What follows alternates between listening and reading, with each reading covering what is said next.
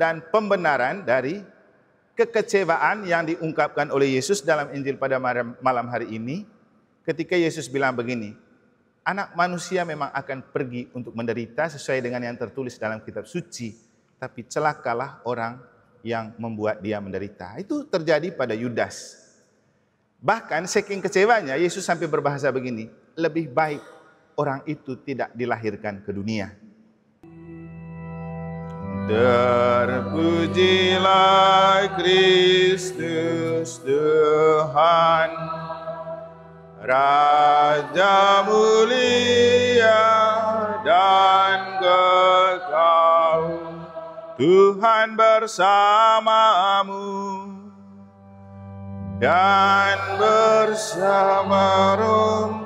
Inilah Injil suci menurut Matius.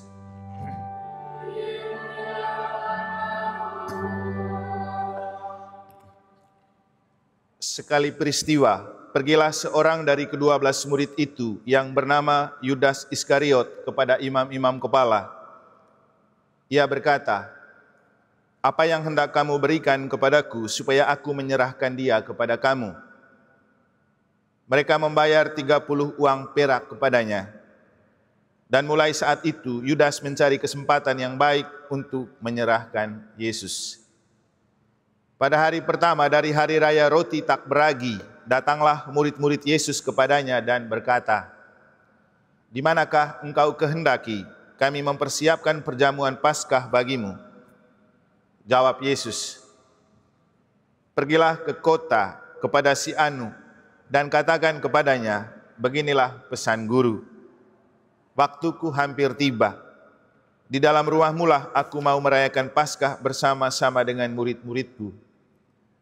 Lalu murid-murid melakukan seperti apa yang ditugaskan Yesus kepada mereka dan mempersiapkan Paskah. Setelah hari malam, Yesus duduk makan bersama dengan ke-12 murid itu. Dan ketika mereka sedang makan, ia berkata, "Aku berkata kepadamu, sesungguhnya seorang di antara kamu akan menyerahkan aku." Dan dengan hati yang sangat sedih, berkatalah mereka seorang demi seorang kepadanya, "Bukan aku ya Tuhan?" Yesus menjawab, "Dia yang bersama-sama dengan aku mencelupkan tangannya ke dalam pinggan ini, dialah yang akan menyerahkan aku. Anak manusia memang akan pergi sesuai dengan yang ada tertulis tentang dia, tetapi celakalah orang yang olehnya anak manusia itu diserahkan. Adalah lebih baik bagi orang itu sekiranya ia tidak dilahirkan." Yudas yang hendak menyerahkan Yesus itu menyahut, "Bukan aku ya Rabi?" Kata Yesus kepadanya, "Engkau telah mengatakannya."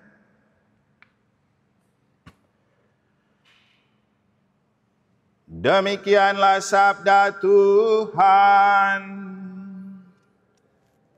Terpujilah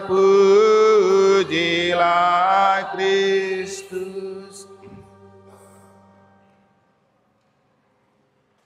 Frater, bapak-bapak, ibu-ibu, dan adik-adik dan teman-teman OMK yang saya kasihi dalam Tuhan. Coba kita membayangkan ketika di satu sisi Yudas sudah mau bersepakat dengan ahli Taurat dan orang Yahudi untuk transaksi penjualan Yesus. Dan saat mereka mengadakan perjamuan, Yudas yang sama lagi mengakui dan bertanya kepada Yesus, "Bukan aku ya Guru?" Ketika Yesus berbicara tentang di antara mereka akan ada yang menjual Yesus. Kenapa Yudas seperti tidak menyadari bahwa di satu sisi dia mau menjual Yesus, tapi di sisi yang lain dia tidak malu untuk bertanya bahwa dialah yang dimaksudkan dan masih berani mengatakan, "Bukan aku ya Guru"?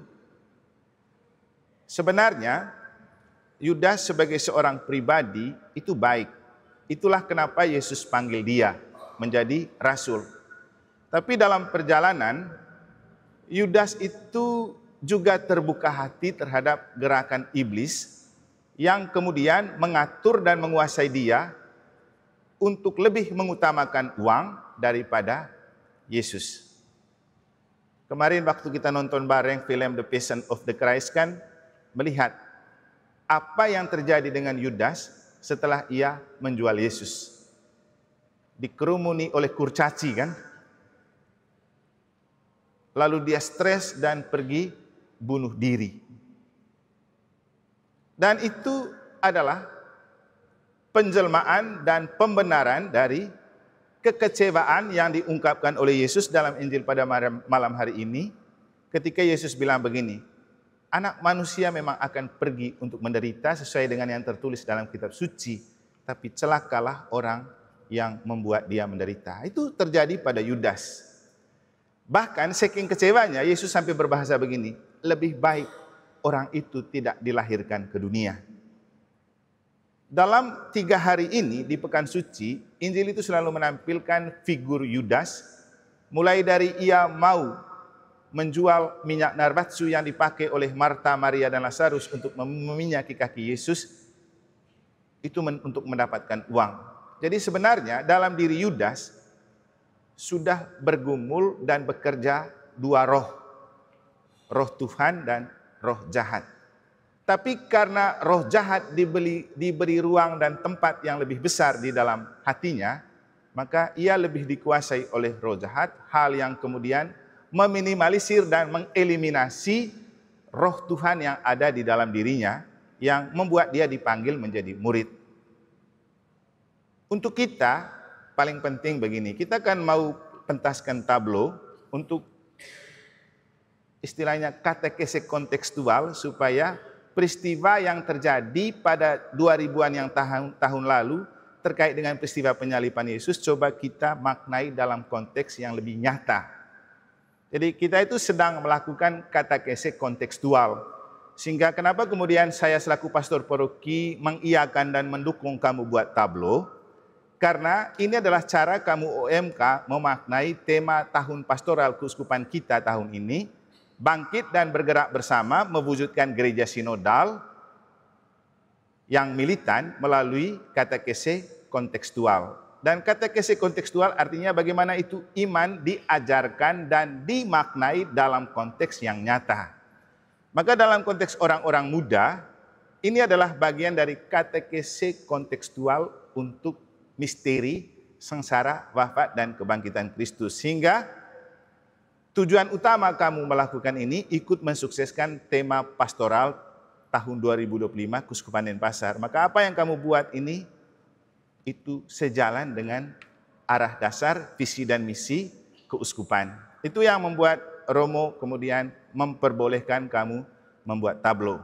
Apalagi saya pernah bilang begini sama frater, kalau saya tablonya OMK itu bukan puncak pada Jumat Agung yang lebih penting, tapi saya lebih memaknai proses menuju puncak. Kenapa? Pentasan kan itu efek dari latihan. Kamu latih baik dan fokus, pasti akan pentas dengan baik. Tapi yang paling utama, kalau roh Tuhan bekerja di dalam dirimu, kamu akan pentas dengan baik. Kecuali Yudas ya, yang nanti melakonkan Yudas, biarkan dia pakai roh yang Yudas punya, kan pentas jadi. Tapi setelah pentas, jangan roh Yudas terus yang melekat. Harus ganti dengan roh Kristus. Jadi proses itu apa? Mereka itu, kalau kamu mau maknai, kamu sedang membangun gereja sinodal yang mencakup persekutuan, partisipasi, misi. Kenapa? Kamu pertemuan, buat persiapan, siapkan segala sesuatu. Kamu latihan, itu kan kamu latih bersekutu, memperkuat soliditas OMK. Sehingga dengan tablo ini kan makin tersedot banyak orang-orang OMK. Mungkin yang selama ini tidak pernah ke gereja, lalu muncul. Kan? Benar kan? Yang tidak terlibat, lalu datang. Kemudian kamu berpartisipasi dengan apa yang kamu miliki, berpartisipasi dalam sukseskan tablo untuk misi bersama kita, menghadirkan kembali misteri sengsara Kristus 2000-an tahun yang lalu. Tapi jangan jadi Katolik tablo. Artinya setelah tablo kamu hilang lagi. Tapi dengan tablo kamu makin mantap dalam iman, makin matang dalam iman, makin mencintai gereja dan mencintai OMK. artinya apapun bentuk kegiatan bersama setelah ini, kamu tetap harus ikut. Bahkan di KBG, di lingkungan, kamu juga ikut. Supaya kamu betul menjadi bagian dari anggota gereja.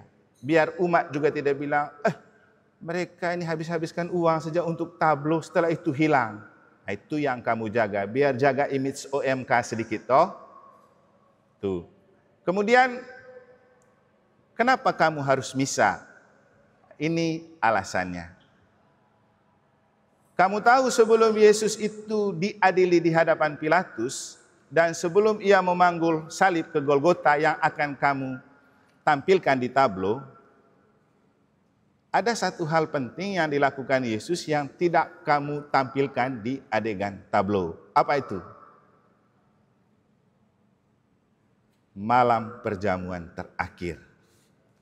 Dan dalam Injil pada hari ini, kita mendengar sebelum Yesus bergulat dengan penderitaan, dia kumpulkan semua murid-muridnya untuk mengadakan malam perjamuan terakhir. Makanya kalau kamu nonton film itu kan ada didahului dengan The Last Supper, baru The Passion of the Christ.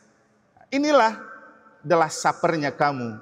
Bahwa kita akan rayakan itu pada Kamis Putih, tapi sebelum kamu tablo, kita akan rayakan Kamis Putih untuk mengenangkan wafat Kristus yang akan kita maknai pada Jumat Agung. Tapi khusus untuk tablo, kamu harus merayakan malam perjamuan terakhir dulu. Dan inilah Ekaristi ini. Kamu merayakan malam perjamuan terakhir.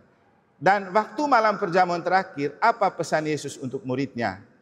Lakukanlah ini sebagai kenangan akan aku. Maka kalau kita betul menjadi murid Kristus, harus mencintai Ekaristi sebagai yang pertama dan utama. Makanya tadi malam saya batalkan misa di rumah retret, karena saya lebih memilih untuk fokus misa bersama kamu, memberkati kamu, dan memaknai bahwa kamu perlu misa sebelum tablo. Sekaligus membedakan juga tablomu dengan tablo di paroki lain. Kalau mereka langsung pentas, Mataram misa dulu. Kenapa? Semua harus berpusat dan mengalir dari Ekaristi.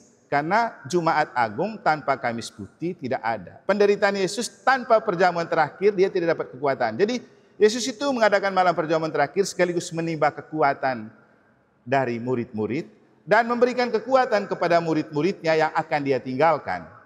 Karena waktu Yesus memanggul salib ke Golgota, kamu lihat di mana murid-murid itu? Tidak kelihatan kan? Nah, besok kamu pentas, siapa yang memperlakukan fungsi sebagai para rasul? Tidak ada, karena tidak ada para rasul di jalan salib itu. Mereka kemana? Mereka kemana? Kabur. Tidak diceritakan dalam kitab suci, tapi juga sampai sekarang kita tidak tahu mereka kemana. Tapi pasti mereka ada.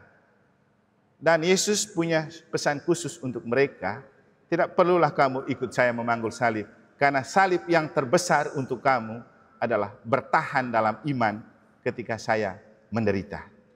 Itu paling penting, bertahan dalam iman ketika saya menderita. Kenapa? Yesus sudah memberikan janji, tidak usah takut, walaupun saya menderita dan mati, nanti hari ketiga saya bangkit. Mereka pegang itu, mereka tunggu Yesus bangkit. Makanya waktu Yesus sudah mati kan mereka berkumpul berdoa sambil tunggu cerita, kapan dia bangkit untuk membenarkan. Dan untuk kita, orang Katolik, paling penting itu misa. Tadi di petugas malam Paskah kedua saya bilang, misa itu penting karena itu yang memberikan kita kekuatan Tuhan. Tuhan masuk dalam kita, Tuhan bekerja di dalam diri kita. Maka beberapa cerita ini akan menjadi inspirasi untuk kita menemukan bahwa misa penting untuk apapun tugas pelayanan kita. Dan misa itu penting untuk bekal bagi hidup kita. Kuliahnya kamu, sekolahnya kamu, kerjanya kamu. Kalau kamu membangun itu di atas misa, selalu ada mujizat dan hal yang tidak mustahil akan terjadi.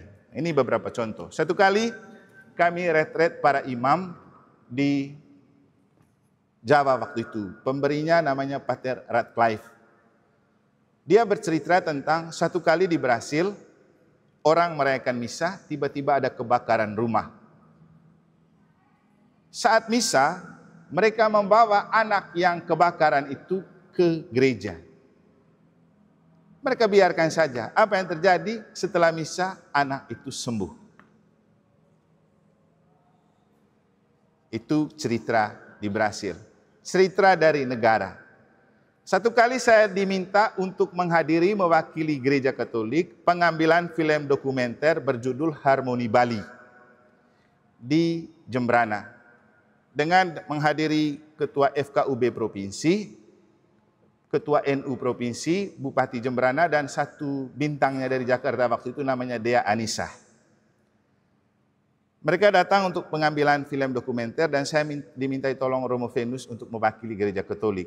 Harinya hari Minggu. Saya bilang, oke kakak, tapi saya misa dulu. Akhirnya saya misa dulu, mereka duluan. Yang terjadi apa? Setelah saya misa pergi bergabung. Begitu saya pergi, mereka sedang mampir di rumah makan dan saya langsung pergi duduk di samping Ketua FKUB. Mereka semua heran.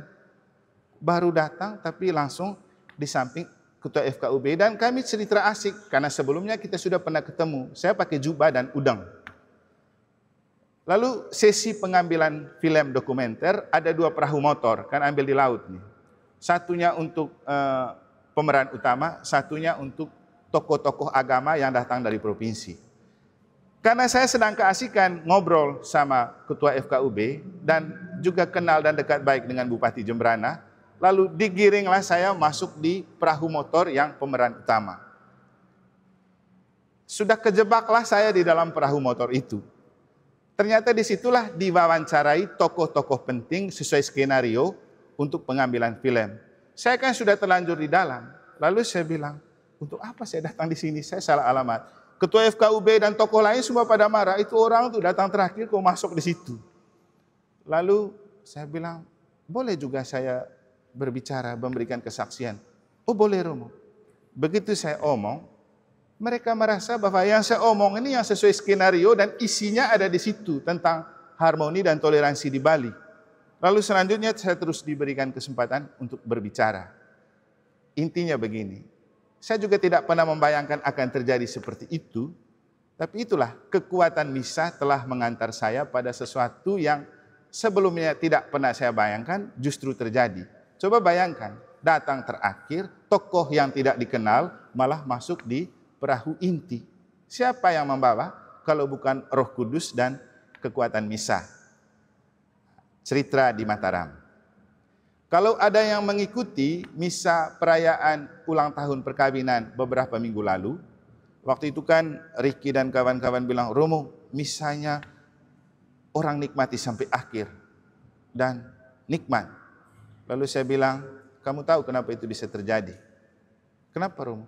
Kemarin saya misa sendiri, intensinya supaya misa ini berkesan dan bermakna dan hikmat. Iya, tumben juga kita alami. Iya, karena kekuatan misa. Lalu kemarin ada yang ikut misa pertama Minggu Palma. Bukan membandingkan, hanya men-sharingkan. Lalu mereka bilang, misa kedua itu lebih meriah, hikmat, dan biar ini juga tidak rasa. Saya lagi bilang, karena saya kemarin sama frater, misa sendiri untuk persiapan hari ini. Jadi tidak ada yang berkesan dan hikmat kalau tidak didahului dengan misa. Makanya saya mengajak kamu, yang penting kamu percaya dengan Ekaristi ini, mujizat terbesar itu Ekaristi. Kamu pasti akan tampil baik, tampil berkesan, dan menghadirkan peristiwa yang terjadi dengan Kristus pada 2000-an tahun yang lalu. Yang penting kamu percaya. Percaya atau tidak? Semoga Tuhan memberkati. Dan kita lanjutkan dengan upacara pemberkatan untuk kita diberkati dan diperciki air untuk tugas karya dan pelayanan kita pada hari tablo nanti. Pertolongan kita dalam nama Tuhan. Tuhan bersamamu. Allah Bapa yang Maha Kasih, kami bersyukur untuk kasih sayang dan kemurahan yang telah Engkau percayakan dan Kau tunjukkan kepada anak-anak-Mu, orang muda Katolik Santo Paulus di Paroki Santa Maria Immaculata Mataram. Mereka telah Engkau panggil mereka telah Engkau persiapkan dan mereka telah memberikan diri, bakat dan kemampuan yang mereka miliki dalam latihan-latihan yang telah mereka jalankan bersama para pembimbing, pembina, pelatih. Engkau tahu kemampuan mereka. Mereka menyadari bahwa mereka adalah manusia yang lemah dan rapuh, juga orang-orang berdosa. Mereka adalah kumpulan serpihan debu di kakimu. Dan karena itu mereka datang berlutut di hadapan-Mu, di kaki salib-Mu, untuk memohon kekuatan ilahi-Mu, agar kekuatan ilahi atau roh yang menjiwai Kristus dalam sengsara, wafat dan kebangkitan yang juga akan mereka lakukan dalam tablo pada hari Jumat Agung nanti, juga menjiwai hati, pikiran, diri, dan seluruh keberadaan mereka. Semoga mereka pantas dan layak menjadi alat di tangan-Mu untuk mereka bisa berkata-kata atas nama Yesus, juga atas nama orang-orang yang ikut dalam penyaliban Yesus yang akan mereka perankan, supaya dengannya iman mereka makin mantap, juga iman umat di paroki ini makin mantap, juga iman siapapun yang akan menyaksikan, juga melalui media sosial atau live streaming, juga dibantu untuk makin mantap dan matang dan militan. Maka atas kuasa-Mu ya Allah, melalui pelayanan gereja, melalui kuasa rahmat imamat yang telah Engkau berikan kepadaku, dengan bantuan doa Bunda Maria, para kudus-Mu dan para malaikat-Mu, juga Santo Yohanes Don Bosco, pelindung para orang muda, jibailah dan berkatilah hamba-hamba-Mu ini, sucikanlah dan kuduskanlah mereka dengan kekuatan ilahi-Mu, dalam nama Bapa dan Putra dan Roh Kudus. Amin.